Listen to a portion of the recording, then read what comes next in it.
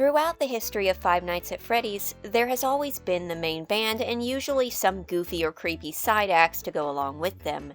Since Fnaf 2 specifically, we've had characters like the Puppet and Balloon Boy sharing the roster, and these seemingly out of place but vitally important extras have always existed. The Outcasts, that other one, the one who becomes fan favorite or infamous one way or another. And upon the arrival of Security Breach, this was dialed up to 11 with the arrival of the Daycare Attendant. A strange, clownish character with only a short blip of importance in a game where other characters were standing in the spotlight. The arrival of the Sun and Moon signaled a change in the fandom as a whole, as they took it by storm. Twin clowns with a flip-flopping gimmick from friend to foe in the blink of an eye, or the flick of a light switch. This is the quirky niche character who folks either love or kinda get annoyed by. That one-time fad fan favorite beloved by many and known by all. That's him. And then Help Wanted 2 came out and something has changed.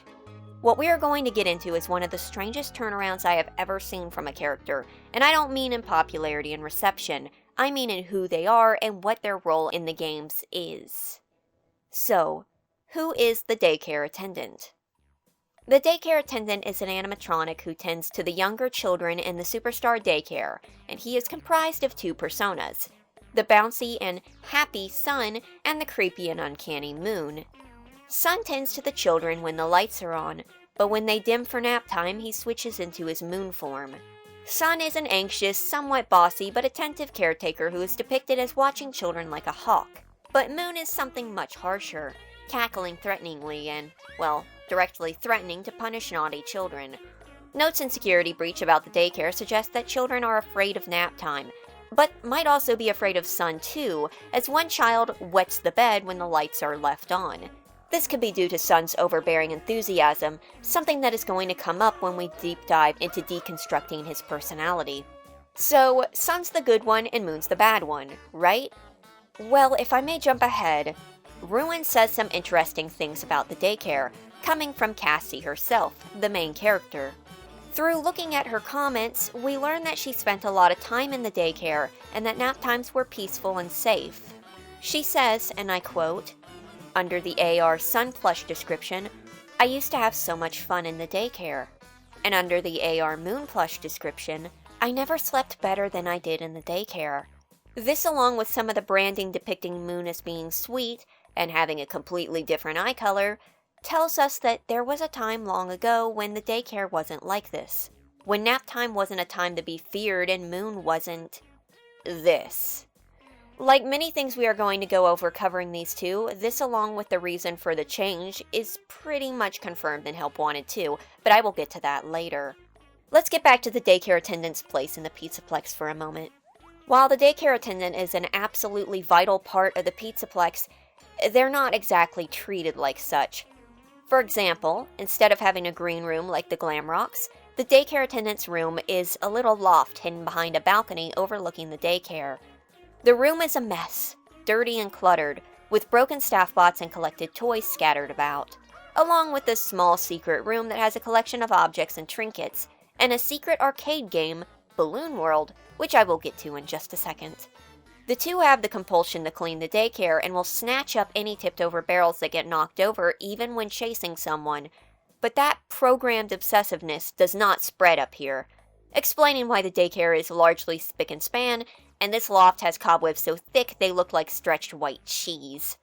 Though funny enough, this room does get tidied up before Ruin, as during the events of the DLC it's looking a lot more organized, with many objects arranged by color and even a little bed made out of various pillows. During Help Wanted 2, which takes place between Security Breach and Ruin, Sun builds a little fort up here to hide inside of. Now here's the thinker. It is very likely that the fort idea wasn't thought up during Ruin and was added in Help Wanted 2 just for some interesting set dressing, and that's all. But if this fort is canon, then that would suggest that Moon took it down when he got back in control of them before Ruin, which would kinda make sense, either out of spite or to keep Sun from keeping control from him. But that would also suggest that Moon could have been the person who decided to organize everything by color in the room. It wouldn't be too outlandish. After all, Moon does have the same need to clean as Sun. Well, in the end we know at least one of them did it. The broken staff bots in this room can be found elsewhere throughout the Pizzaplex and are assumed to have been torn apart by Moon. The markings on them, scribbles in dark marker, are shown on a flashlight recharge station in Help Wanted 2, which pretty much confirms this too is them. Though whether or not Sun is involved in this destruction is unknown. It seems likely that Moon strings these staff bots up like playthings, and Sun lets him do it because he can't exactly stop him anyway. And this need to lash out may not just be from whatever is driving Moon, and instead out of frustration. This room in and of itself shows how much Fazbear Entertainment cares about their animatronics. The messiness is one thing. The filth of the cobwebs, the sad treatment of them having no real furniture or furnishings like the Glamrocks, it says a lot. Specifically, it says that the green rooms are not for comfort, but just for show. And because the daycare attendant is shoved into the back room, they didn't even put up the facade of a real one. Before I continue on, let me very quickly cover the Balloon World minigame so I don't have to re-explain it later, as it will come up again. The Balloon World minigame is the most difficult to unlock minigame or secret in Security Breach, as it requires a fast camera and access to various storage rooms around the Pizzaplex, including the back of the West Arcade, which means you would have had to at least go Monty route, and go through the DJ Music Man boss battle to reach this point. You have to take pictures of some cardboard cutouts that match the ones on the poster door of the theater, and once you do it, it opens and lets you into the loft, unlocking the minigame. The minigame is a knockoff Flappy Bird clone featuring Balloon Boy. You float your way through the sky, avoiding bats and collecting balloons. In the background, the sun and moon faces swap back and forth, watching you. Notably, the sun's face is friendly, but once it swaps to Moon's and swaps back, Sun permanently has Moon's grin. If you find corrupted purple cracks in the game and fly into them, you go into a distorted world where Moon and Sun's faces have fused into this burning orange one with glowing eyes. You follow a string of purple corruption to the face where Balloon Boy sits in the center, and the words "Good night" pop up in purple. Good night? The minigame then cuts out. I will get back to this minigame later when I discuss the meaning, but now is not the time. Moving back to the Pizzaplex. While there is a playground in the atrium connected to the daycare, there is little suggestion that the daycare attendant leaves the daycare in the daytime. In fact, he might not leave at night either unless coaxed out by something. Freddy himself, the friendliest bear this side of Pooh Corner, seems to be afraid and unfamiliar with the daycare attendant, going so far as to call him an it. Every hour the power is diverted to the recharge stations. When that happens, the lights go out. And when that happens, the daycare attendant is free to roam the building. It will find you. Sun refers to Moon as he and the other me. I don't think he would refer to himself as an it. I think Freddy's use of it is out of how he sees the daycare attendant as something else. Not a friend, not a co-worker, just a thing. Indeed, from Freddy's few comments on the daycare attendant, who he never refers to as Moon, by the way, he does seem to be somewhat frightened of him. Or at least is aware that Moon is a threat, something surprisingly notable as Freddy often brushes off his friend's actions throughout the game, even after the point where Gregory first meets Moon, even after all the points of them chasing him. Though there is plenty of reason to be wary of Moon.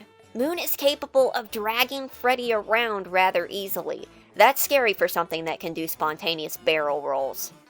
Other than Freddy, it is unknown what relationship Sun and Moon has with any of the other animatronics, but I think there's enough subtextual clues to assume that he's distant from them. So, it is sort of hinted more than confirmed, but Sun seems to stay exclusively in the daycare. While Moon wanders out, perhaps only to follow Gregory in Security Breach, Sun is always back in the daycare when the lights are on, both confirmed by the fact that he can't be encountered anywhere else on the map, and that he canonically blocks the entrance slide after you leave. So either one of two things are happening. Either Sun stays planted in the daycare until the hourly recharge when Moon heads out to stalk Gregory, or Sun and Moon are constantly stalking Gregory and he just can't see them, explaining why Moon appears the second the lights go out. While it would be endearing to think that Sun is sneaking after Gregory to make sure he's okay and then inadvertently opening him up to Moon's amount of crazy, I think him just staying in the daycare is the more likely option. This would also explain why he's not so close to the other animatronics, as he just doesn't get out much. When it comes to branding, Sun and Moon are featured on some of the arcade cabinets, especially the ones in the Daycare arcade. They have their own line of energizing and sleepy time candies, Sunny Drops and Moon Drops. While there is a candy known as Moon Drop shown in Help Wanted, the candies look pretty different from the security breach ones, so they could be a callback or perhaps a call forward. Posters and screens depicting Sun and Moon and advertising their candies can be found throughout the Pizzaplex. While never seen directly, Help Wanted 2 name drops a Nap Time Fizzy Faz flavor, which is likely Moon-themed. There's also a sun-faced shirt that can be found sparsely around, and plenty of Sun and Moon merch up in the prize counter, in contrast to the lack of, say, DJ Music Man merch. The lack of DJ merch is odd, but the surplus of Sun and Moon merch kind of makes sense because of the daycare. It's just weird that there's not more of it in the Lucky Stars gift shop, the gift shop located in the daycare, which would be the place where parents would likely pick up a plushie for their kids after they picked them up. Like I said earlier, Moon is often depicted in a much softer light in advertisements, and on his plushie, he is shown to have a blue eye. Notably, the Daycare Attendant has unused emissions that are in-game but turned all the way down, these emissions basically being a glow. Yes, originally Sun and Moon glowed, and you can see where the glow begins and ends in the coloring. But Moon's emissions also come with blue eyes that match Sun's white ones. The reason for these blue eyes are unknown, maybe just a result of turning the white lights of the emissions blue, but the blue eye on the plush toy is very much on purpose. Personally, I believe, like with Bonnie and Monty, Moon's advertising has slightly changed due to his current circumstances. That is, I think that the red eye is a new addition. After all, like Bonnie and Monty, all of their advertisements and merch have been swapped in a somewhat recent time. Now, this entire video kinda hinges on Sun and Moon's personalities, so I'm going to dive into that on a beat-by-beat basis. Because describing Sun and Moon's character is very complicated now, because there's pretty much two different versions of them. The perceived Daycare Attendant after Security Breach, and the Daycare Attendant post-Help Wanted 2. And for suspense and to hammer in my point, let's start off with how he's portrayed in Security Breach. Gregory stumbles into the daycare after his entry pass is eaten and turned into a daycare pass. Freddy encourages him to get the security badge from the desk in the daycare, but this requires entering the play area. Gregory goes down the slide and starts to sneak through the ball pit when Sun spins out onto the balcony. Ho, ho, ho! Sun then dives into the ball pit. Gregory continues towards the bridge, but Sun springs out of the pit and snatches him up. He then begins to babble as he takes him to the center of the daycare. Hello? New friend, you're sure up late. Are we having a slumber party? Where are all your friends? Sun continues by warning, or threatening, Gregory to not turn the lights off. We can finger paint, tell stories, drink fizzy fast until our heads explode, and then stay up all night. There is only one rule. Keep the lights on. On. On. Unable to get away as Sun keeps carrying him back to the center, Gregory knocks over a tower of jingling barrels and runs to the desk. Sun skips in pursuit and is very nervous when Gregory starts poking around. I got a new friend. This area is off limits. You're gonna get us in trouble. When Gregory takes the security badge, the lights shut off, and Sun, panicking, tries to fight turning but ends up changing into Moon. Naughty boy. Naughty boy. It's past your bedtime. You must be punished. Nighty-night. Freddy tells Gregory to turn on the generators in the play structures. Moon then chases Gregory all up and down the daycare until he turns on all the generators and the lights. While Gregory is trying to leave, Sun snatches him up and tosses him out the door, formally banning him from the daycare and immediately tattling on him. Rule breaker, rule breaker! You are banned from the daycare! Security alert! Security alert! Woo, woo, woo, woo!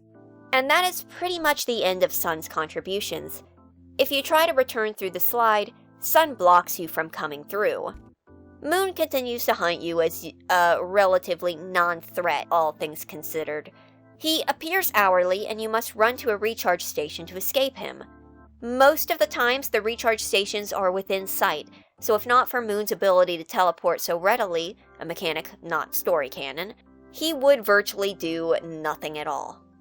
Nothing at all. Nothing at all. There's also a scene midway through the game right before the end of the major story where Moon drags Freddy into parts and service after his collapse. Moon disappears immediately afterwards. This is where I believe his cut content comes in, but that's not important for now. My point is, Sun's story stops at the daycare, but Moon's doesn't go much further.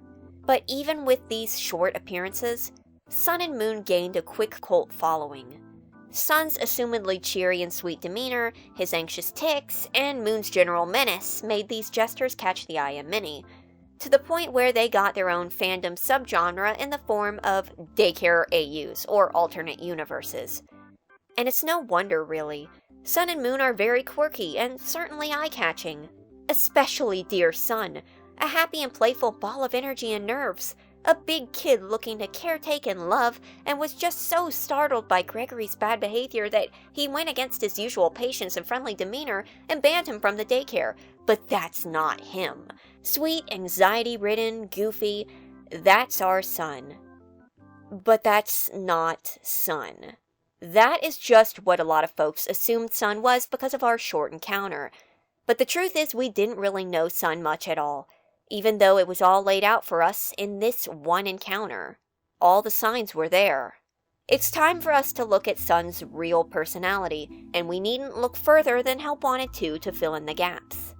In Help Wanted 2, we get up close and personal with the Sun during arts and crafts, have more moments with Moon, such as on a carousel, and hear more from both.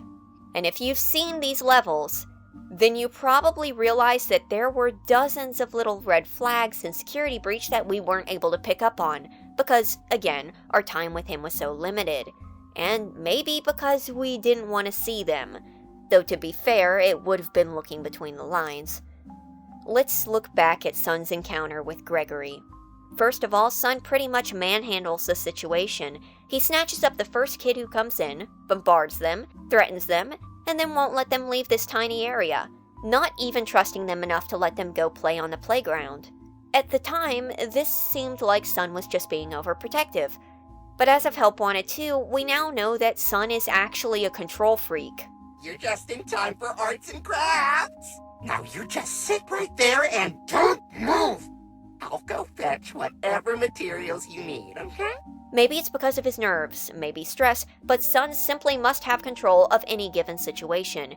Even in arts and crafts, an activity about creativity, Sun is especially anal retentive and demands you to follow his exact guide or else he gets snippy. My instructions were very clear. It stinks. Oh, I feel dumber just looking at it. Like, even in schools where you're shown how to do crafts, there tends to be a little more leniency than this. Sun directs you to paint exactly how he wants you to, and then shreds your work in front of you. Though that last part may be a Freddy's mandate. I honestly would believe it considering the mention of them owning the artwork. If you do it correctly, Sun gives you a phony congratulations and quickly shreds the work. Beautiful work. It really speaks to me, and most of it's compliments. If you do it wrong, Sun gets personally offended by it.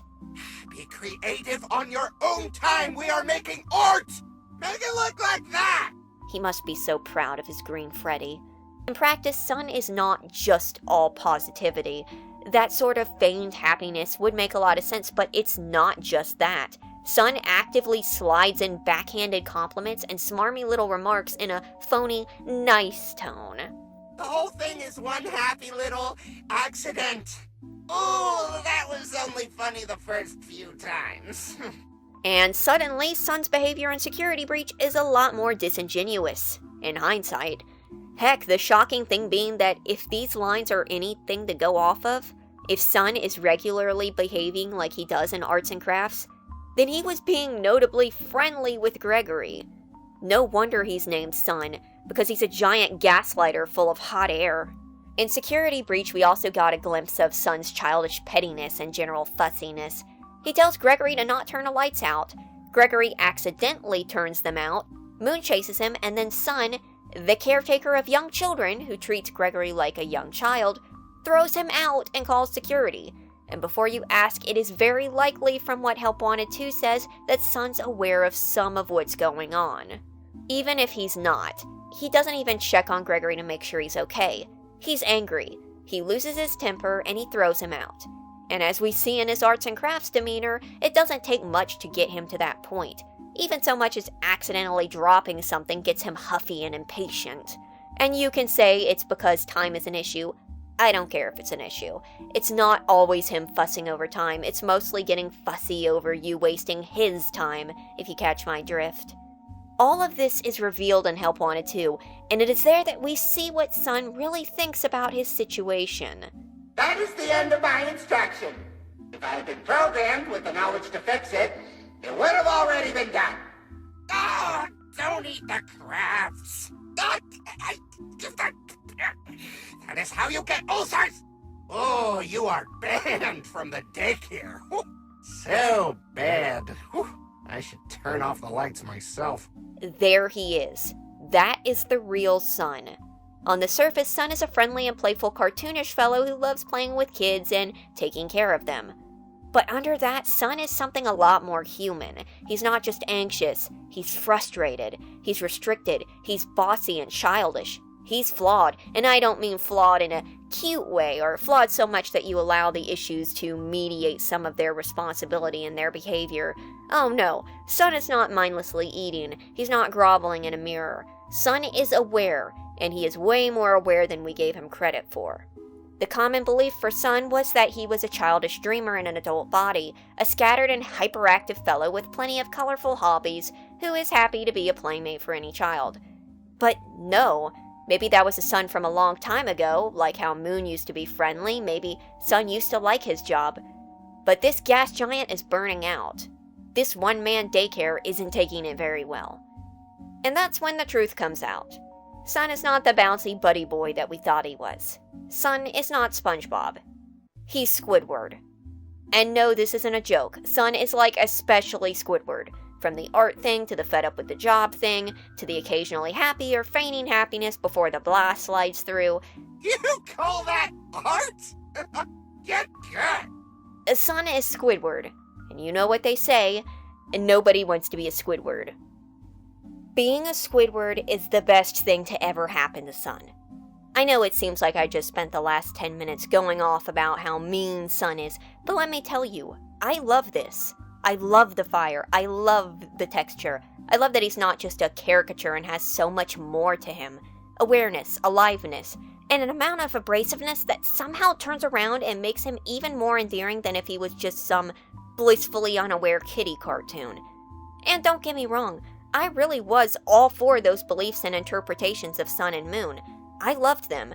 But I fell in love with Spicy Son, and there's no going back after this point. But it's not just because he has a little more flavoring.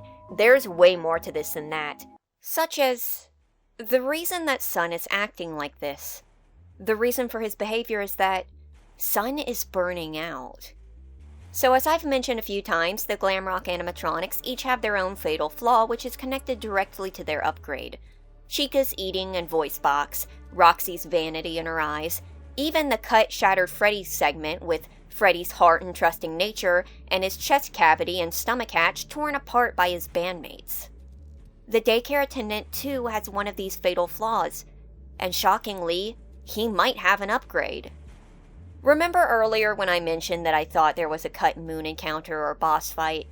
Well, one of the main reasons I think that is because Freddy gets a random upgrade immediately after this encounter. Here's the series of events. Moon chases Gregory and Freddy down to parts and service, then drags Freddy away into it. Gregory then heads into a maze of Moon merch and daycare leftovers. I mean it, this hallway reeks of Moon, and he even has a beckoning around a corner animation that isn't used. Well, it was added into the game later, but in an out-of-the-way location that you will not pass through, and even then, I heard this secondhand and I never saw it myself. You return to parts and service, reattach Freddy's head, fix his battery issues with the power upgrade, and leave. After this, Moon appears hourly, but in places where you barely encounter him, where you basically have to turn around and immediately run to a recharge station. No more specific one-on-one encounters, after what is arguably one of the biggest one-on-one encounters. But back to these hallways. The only threat in them is the Endos. Now, you may think of the Endos as this scary weeping angel monster, but I see them as a placeholder aspect, as they always appear in sections of Security Breach that seem unfinished, such as Bonnie-Bull, which we know had cut content such as its minigame, and the daycare basement, which is quite literally empty. That doesn't mean the Endos weren't intended to be here, but I don't think they were supposed to be the only threat initially planned. I think there might have been a moon boss fight here. From the layout of the area, it was probably somewhat like the Endo encounter, except Moon is beckoning you to the center, and then some sort of confrontation goes down in the big center room. Likely the Endos are set up to attack Moon. Maybe using the other daycare as security desk. Hey, maybe Gregory gets the lights on, and Sun's glow inadvertently attracts the Endos who attack. This is all speculation, but there is something missing. And the biggest indication comes from right after. Gregory enters parts and service, sees Vanessa, reattaches Freddy's head, gives him an unknown power upgrade, and then they leave. That upgrade is key, because it's not just Freddy's head. Freddy has been struggling with his battery throughout the early game, and just before this section is weak and limping around, before even shutting down, which is when Moon drags him off. So this power upgrade is what fixed Freddy. But where did it come from? Well, likely it came from a boss fight with the daycare attendant. Perhaps one that would take away his own battery, either leading him to be unable to revert back to Sun, a similar state to how he turned out in Ruin, or overheating and underfunctioning like the Visage scene in the Balloon World arcade game. Would go along with the song at least. Sun goes down and the moon is shining forever and ever. And a power upgrade for Sun would make sense as he doesn't charge during the hourly recharge. Also, haven't you found it weird how Gregory's like, let's get out of here, and he walks past some blueprints and is like, I got it, let's take these parts and upgrade you. That jump in logic is sudden and feels kind of like it was just thrown in there. But it makes much more sense if this takes place after Gregory, and possibly the Endos, shattered the Sun, he got a power source from him, and then used it to fix Freddy. Now it's less, hey, parts, let's upgrade you, and I was able to fix Freddy with that weird Moons piece. Maybe I could get more from the others. More cause and effect. But if this is the case, and Sun's upgrade is his power upgrade, then what correlation does it have to his personality? Well, plenty, because like I said, Sun is burning out. Sun's entire being exudes energy, whether it is his literal glow or the fake energy and enthusiasm he must keep up for his performance. To the anxious energy he's always exuding, to the frustration, to the hypervigilance, Sun cannot rest. Even when the daycare is closed, Sun can't rest. He can't let his guard down. And that's why he's so sour and quick to snapping, not because he's always afraid of Moon creeping up, that's part of it, but because he has been running non-stop for ages. Days upon days of taking care of kids, of craft times and nap times where he's helpless to do anything but watch as Moon takes control. And it's clear that living like this for so long has left its mark, and Sun is just running on steam. And really, there's not much that can be done, because Fazbear Entertainment isn't going to help, and there's nobody else willing to risk getting close to Moon to get close to Sun. Even when the Pizzaplex shuts down, the fully functional daycare attendant is left behind along with the other broken robots.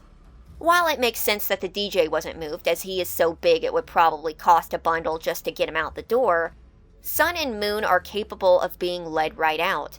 But instead of seizing this very expensive piece of equipment, they cut their losses and abandon him at the daycare. And even then, Sun can't let his guard down. He is still wrestling with Moon all this time, slowly whittling him down bit by bit, but it is only through the sheer amount of frustration and Help Wanted 2 that we finally realize the true state of Sun's situation. With Security Breach, we can maybe believe that Sun is oblivious, that he's genuinely having a good time when the lights are on. But Help Wanted 2 shows us how much of it is an act, how much he knows, and we know that it is eating down his charge bit by bit. And of all things, that is why this change in perspective is the most important, because it cracks through to a whole new layer that we could only pretend existed and tells us it does. and shines a light on the true weight of Sun's circumstances, and who he is.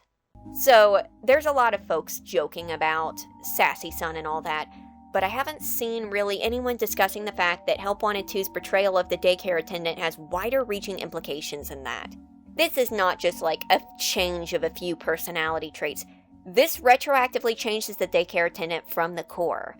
Such as, notice how I keep talking about Sun when there's Sun and Moon? Well, in Help Wanted 2's transparency about Sun's deeper characteristics, it became a little more clear that the daycare attendant is not as distinct of a twosome as we thought. Sun is the primary intelligence here, but, well, when Sun gets angry, he sounds like Moon. Do it again, and you're taking a nap. That doesn't sound like a big thing. It's just Moon coming out is all. When Sun gets annoyed, he threatens nap time. He casually suggests that he's going to turn the lights off, but then is panicked about them going out. Can't work in the dark. Don't work in the dark. Never work in the dark. You'll hurt your eyes if you work in the dark. And it's then that you start to realize that Sun is Moon. For so long we have considered Sun and Moon as separate animatronics entirely. Sure, Sun refers to him as him or he, but he also refers to him as the other me in Ruin, and that is very important, because Help Wanted 2 is the game where we see Sun for who he really is, and in the process, we also see the real Moon. Because at the end of the game, during the longer, secret, likely true ending involving Vanny, we are shown Vanny manning a claw machine, and Moon is her claw. This is a direct visual indication showing us that Vanny is controlling Moon. This is actually heavily hinted in Security Breach.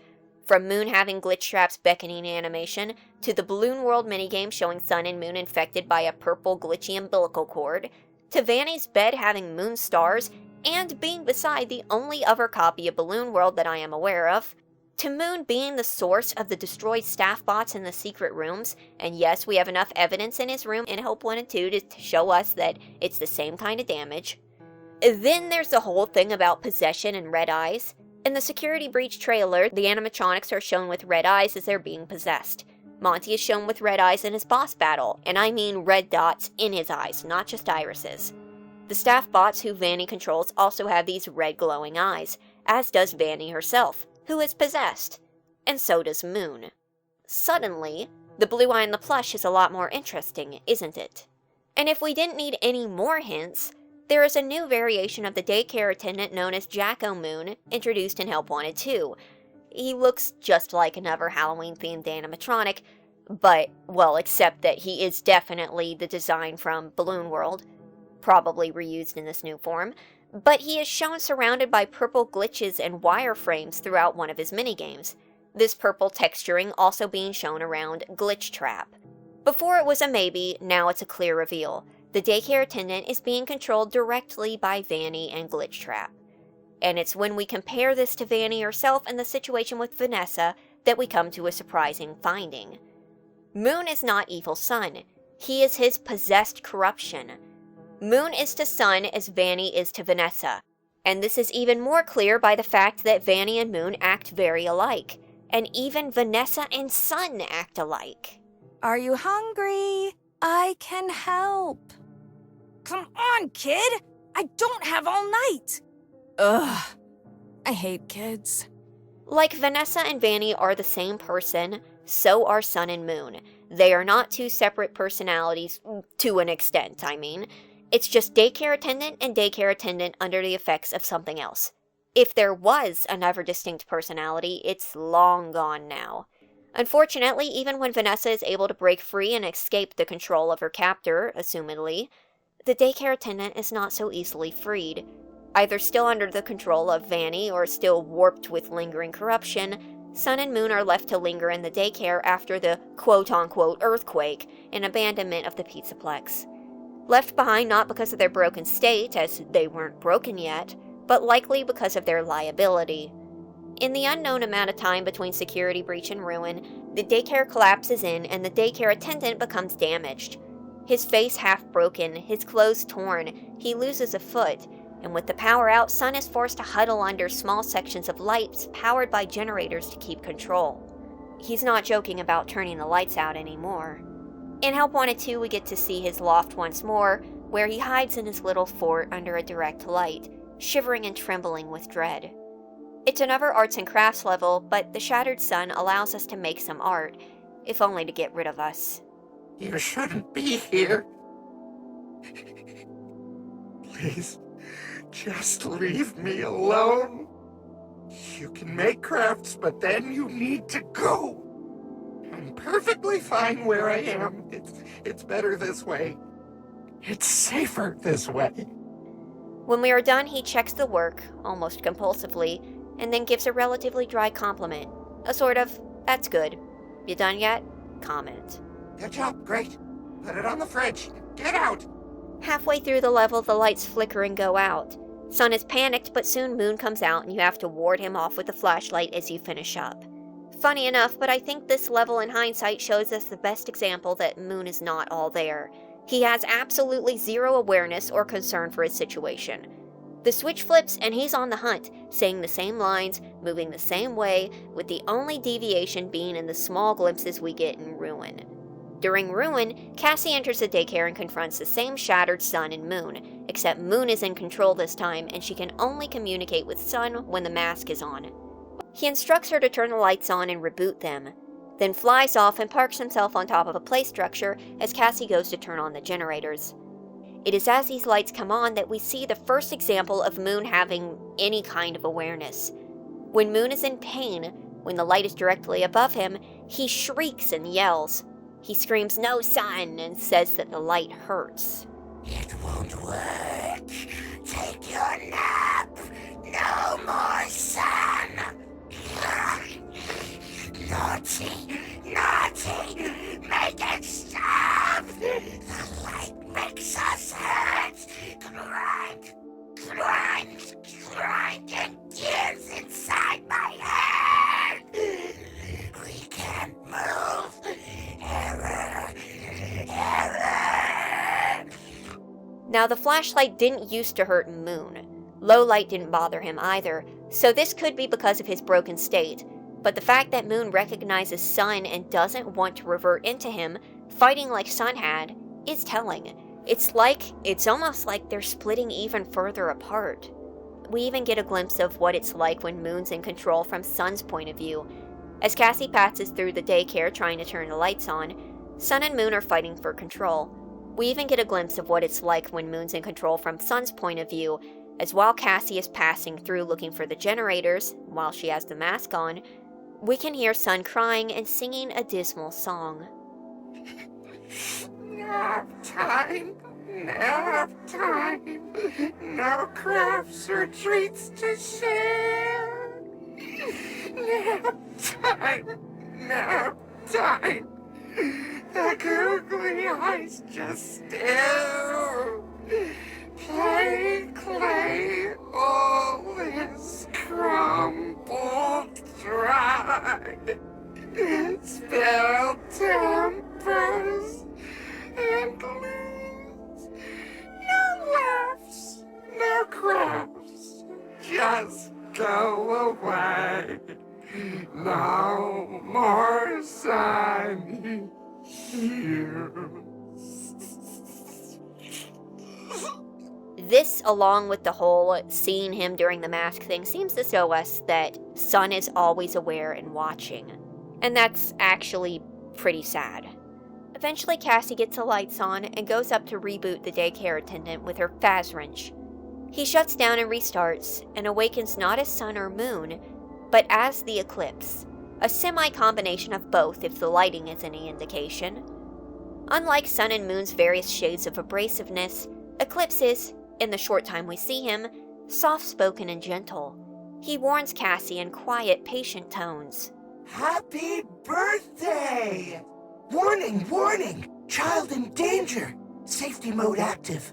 Little girl, you can't be in here. It's dangerous. I need to clean up before we can open in the morning. Oh, this place will be flooded with kids. And is slow and cautious when he picks her up and carries her down to the doors. and instead of throwing her out, he sets her down and gives her a nice goodbye. Come back soon and have a Fazzerific day. Before shutting the doors. By all accounts, Eclipse seems like a safe character and a kindly fellow, and I can't spot any of the same red flags that we might have seen with Sun's meeting of Gregory. Well, except one. Eclipse seems a little detached from reality, thinking the daycare will be opening the next day and that he'll be taking care of kids again, which is not going to happen, unfortunately. But this demeanor, it makes you wonder if there was a time long ago when Sun and Moon were more like this, back when nap times were safe and kids wanted to be in the daycare. Perhaps there was a time when Sun and Moon were distinctly one and the same. And then some corruption crept in, and slowly they became further and further divided. Now, all that being said, Eclipse is a complicated case. While assumed to be Sun and Moon in an earlier form, as Reboot would imply, he instead is their safe mode. I went over this in my Roxy video, but Freddy, Roxy, and Eclipse seem to be in safe mode. One of the trademarks of the safe mode being a sort of obliviousness to their situation and a halting way of speaking. It has been some time since I saw you last. Have you booked your party? Do not return. It will never be safe. You are staying? I am glad. And like Freddy thinks everything's hunky-dory and Roxy's asking if Cassie booked her party, Eclipse looks around at the daycare and says, Oh, this place will be flooded with kids. Like he genuinely believes it. This is devastating. And it gets worse outside of the daycare as Cassie gets a final call from Sun. Thank you. Which raises some questions. Sun is still capable of speaking once Eclipse is online, which may mean that Eclipse is also maybe a third personality created through the safe mode, which would explain why his voice is so different even though being the same. This would mean that, like with Moon, Sun is sitting inside watching what Eclipse is doing. He's just contented because Eclipse is not some wicked gremlin yelling, "No, Sun!" and instead is a sweetheart blissfully unaware that this is the end of the line. He is the comfortable and welcoming fugue. And that's where we leave Sun and Moon, gone but not forgotten, but at peace as Eclipse cleans up and puts them back together again. For the first time in a long time, everything's okay. Except no, everything's not okay. Sun may thank you, but let's be frank. You just lobotomized Sun. You just reverted Sun and Moon to an earlier save, and they are now stuck in a whimsical la-la land far from their situation. But they are still trapped in that situation, still broken, still stuck at the Pizzaplex with nobody coming for them, and now as of Help Wanted 2, we realize who was really pulling their string the entire time. Who the daycare attendant really took the fall for, who got out and who got to stay behind. So, what now for Sun and Moon? Well, I'd say that they'd be returning, and I'm pretty sure they are, but then a bunch of people pitched a fit after Help Wanted 2 about him getting more roles than Monty, so I'm almost expecting a sudden violent veer into the opposite direction. Let's just hope poor Roxy isn't standing in the road this time. But whether or not you like or dislike the daycare attendant, what we just witnessed was a full positive. A lot of folks are just kind of dismissing this as sassy Sun, but let's be frank. Fnaf went against a major Fnaf fandom interpretation of Sun being an oversized, hyperactive child, which I love, don't get me wrong, and actually made him more developed. Didn't make him worse, made him better. As of right now, Sun and Moon is a more complex character than pretty much anybody else. Between major cuts, drastic changes, and a lack of commitment, this is the first time in, ever, that we've had a character have so many layers. And the fact that the Jekyll Hyde thing isn't the most interesting thing about him anymore is great. Especially since I kind of feel like something weird happened in development with Sun and Moon. It almost feels like he was the second alongside Vanessa initially, like is shown in Help Wanted 2, and he kind of got shafted for the Mimic, who ironically became a jester at the end of the books, but I digress. Hey, wait a minute. They have the same body type and teeth too, and they've been disassembling bots in the same way. What? Ugh, my point is, it's funny how much a single game with adequate context can expand a character so quickly. Help Wanted 2 didn't change Sun. It expanded on cues we already saw in Security Breach. Every quirk and flaw shown of him was already shown there, just not dwelled upon, and now it has been built enough to see the full picture. Which immediately shot Sun up the ladder of character building, since so many of FNAF's characters are voiceless, nameless, devoid of personality or building, and then suddenly, the daycare clown has more depth than anybody else, books included, no exaggeration, Michael Afton included. And that's why being a Squidward is the best thing to happen to him. The daycare attendant. You can't fix him, but he's better broken.